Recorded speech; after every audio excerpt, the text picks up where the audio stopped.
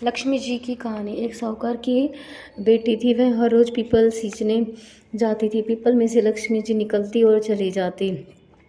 एक दिन लक्ष्मी जी ने साहूकार की बेटी से कहा कि तू मेरी सहेली बन जा। तब लड़की ने कहा कि मैं अपने पिताजी से पूछकर कल आऊँगी। घर जाकर पिताजी को सारी बात कह दी तो पिताजी बोले कि वह तो लक्ष्मी माता है, अपने को क्या चाहिए, बन जा। दूसरे दिन वह लड़की फिर गई। तब जब लक्ष्मी जी निकल कर आई और कहा सहेली बन जा, तो लड़की ने कहा कि बन जाऊंगी, और दोनों सहेली बन गई। लक्ष्मी जी ने उसको खाने का न्योता दे दिया। घर आकर लड़की ने अपने बाप से कहा कि मेरी सहेली ने मुझे खाने का न्योता दिया है। तब बाप ने कहा कि सहेली के जीमने पर घर संभाल कर जाइयो।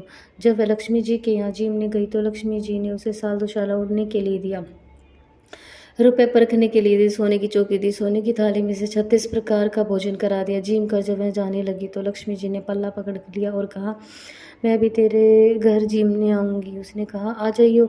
घर जाकर चुपचाप बैठ गई। तब आपने पूछा कि बेटी सहेली के यहाँ जीम कर आई है और उदास क्यों बैठी है, तो उसने कहा कि पिताजी मेरे को लक्ष्मी जी ने इतना दिया, अनेक प्रकार के भोजन कराए, परंतु मैं कैसे जिमाऊंगी, अपने घर में तो कुछ भी नहीं है। फिर बाप ने कहा कि जैसा होगा जिमा देंगे, परंतु तू गोबर मिट्टी से चौका देकर सफाई कर ले। 4 मुख वाला दिया जलाकर लक्ष्मी जी का नाम लेकर रसोई में बैठ जाइयो। लड़की सफाई करके लड्डू लेकर बैठ गई। उसी समय एक रानी नहा रही थी। उसका नौलखा हार चील उठाकर ले गई और उसका लड्डू ले गई, और वह नौलखा हार डाल गई। बाद में वह हार को तोड़कर बाजार में गई और सामान लाने लगी तो सुनार ने पूछा कि क्या चाहिए। तब उसने कहा कि सोने की चौकी, सोने का थाल, दुशाला दे, मोहर दे, सारी सामग्री दे, 36 प्रकार का भोजन हो जाए, इतना सामान दे। सारी चीजें लाकर बहुत तैयारी करी और रसोई बनाई।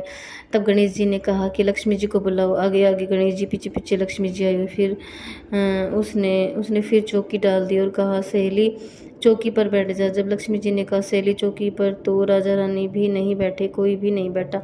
तो उसने कहा कि मेरे यहाँ तो बैठना पड़ेगा। मेरे माँ बाप, भाई भतीजे, मेरे पोते बहू क्या सोचेंगी, पड़ोसन क्या सोचेगी। लक्ष्मी जी की सहेली बनी थी, 28 पीढ़ियों तक यहीं पर रहना पड़ेगा। फिर लक्ष्मी जी चौकी पर बैठ गई।